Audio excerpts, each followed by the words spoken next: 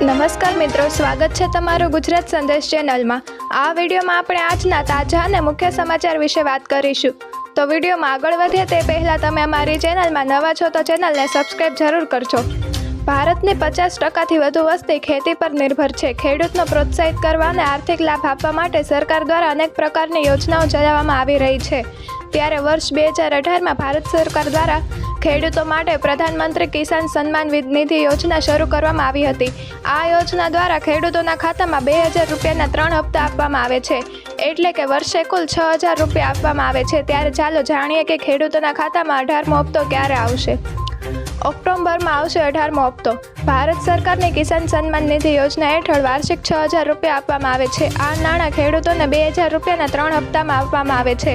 ખેડૂતોને 4 મહિનાના અંતરે એક હપ્તો આપવામાં આવે છે। પ્રાપ્ત વિગતો મુજબ કિસાન સન્માન નિધિ યોજનાનો આગામી હપ્તો ઓક્ટોબર મહિનામાં આવી શકે છે। ત્યારબાદના મહત્વના સમાચાર તરફ આગળ વધીએ।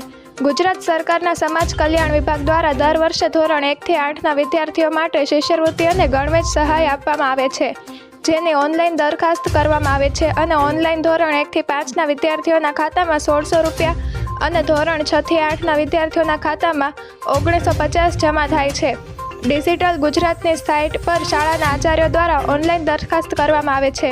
આ સાઇટમાં દર વર્ષે નવા સુધારા કરી દરખાસ્ત કરવાની પ્રક્રિયા જટિલ કરવામાં આવે છે, જેમ કે વર્ષ 2024-25ની દરખાસ્ત કરવા માટે રેશન કાર્ડ નંબર અને રેશન કાર્ડમાં બાળકના વ્યક્તિગત નંબર અપલોડ કર્યા પછી જ દરખાસ્ત થઈ શકે છે।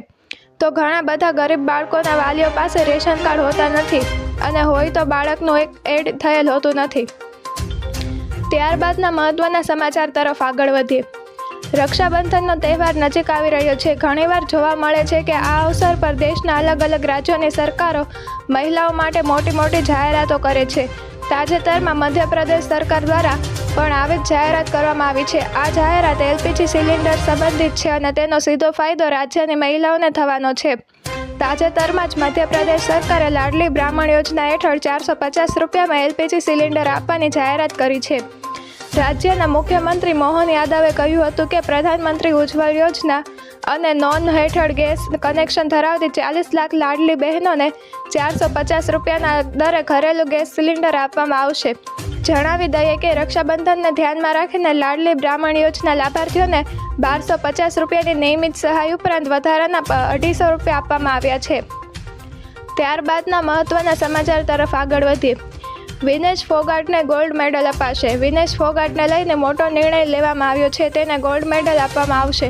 હરિયાણા પરત ફરવા પર ભવ્ય સ્વાગત સમારોહ પણ યોજાશે। હરિયાણામાં સ્ટાર રેસલર વિનેશ ફોગાટને લઈને મોટો નિર્ણય લેવામાં આવ્યો છે। વિનેશને 2024 પેરિસ ઓલિમ્પિકમાં વધુ વજન હોવાના કારણે ફાઇનલ પહેલાં અયોગ્ય ઠેરવવામાં આવી હતી। વિનેશ ફોગાટના પરત ફર્યા બાદ ભવ્ય સ્વાગત સમારોહ યોજાશે। આ ઉપરાંત તેને ગોલ્ડ મેડલ પણ આપવામાં આવશે। ત્યારબાદના બીજા મહત્વના સમાચાર તરફ આગળ વધીએ। ઠાકોર સમાજમાં હવે લગ્નમાં ડીજે પર પ્રતિબંધ।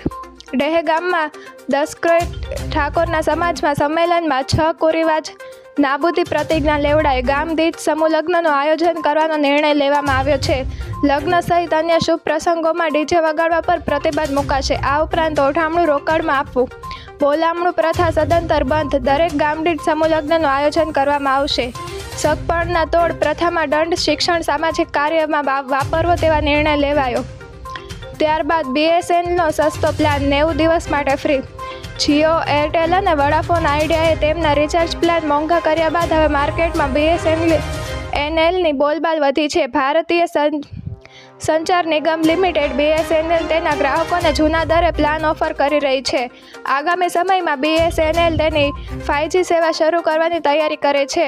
તમે BSNLના ગ્રાહક છો તો માત્ર 91 રૂપિયામાં 90 દિવસની વેલિડિટી પ્લાનનો ઉપયોગ કરી માત્ર કોલિંગનો લાભ લઈ શકો છો। અમદાવાદના તાજા સમાચાર। અમદાવાદીઓ હાઈકોર્ટ સરકારને આદેશ કર્યો હતો કે 2 વ્હીલર પર હેલ્મેટ ફરજિયાત કરવામાં આવે, ત્યારે આજથી અમદાવાદ શહેરમાં ટ્રાફિક પોલીસે હેલ્મેટ ડ્રાઈવ શરૂ કરી છે। 2 વ્હીલર ચલાવનારને અને પાછળથી સીટ પર બેસનાર હેલ્મેટ ન પહેરનારને રોકવામાં આવી રહ્યા છે। આવા લોકોને પોલીસ ઓનલાઈન મેમો આપી રહી છે। આમ શહેરમાં આજથી 2 વ્હીલર ચલાવનાર અને પાછળની સીટ પર બેસેલ લોકોને ખાસ હેલ્મેટ પહેરવાનું ધ્યાન રાખે।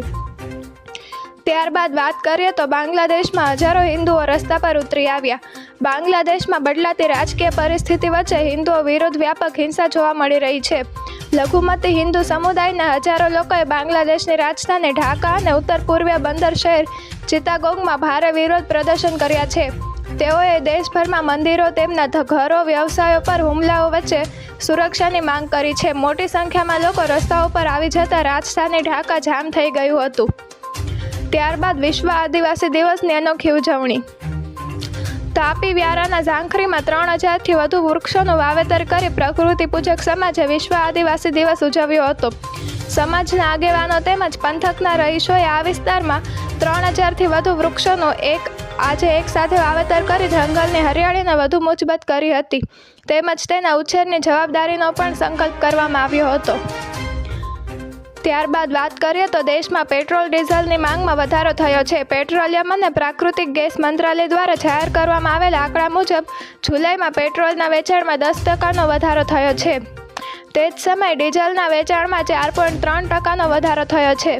આ આંકડા ઓગસ્ટમાં જાહેર કરવામાં આવ્યા છે. જુલાઈમાં આર્થિક ગતિવિધિઓમાં વધારો થવાને કારણે પેટ્રોલ અને ડીઝલની માંગમાં વધારો થયો છે. જો મિત્રો તમને આ વિડીયો પસંદ આવ્યો હોય તો વિડીયોને લાઇક કરો, તમારા મિત્રો સાથે શેર કરો અને ચેનલમાં નવા છો તો ચેનલને સબસ્ક્રાઈબ જરૂર કરજો.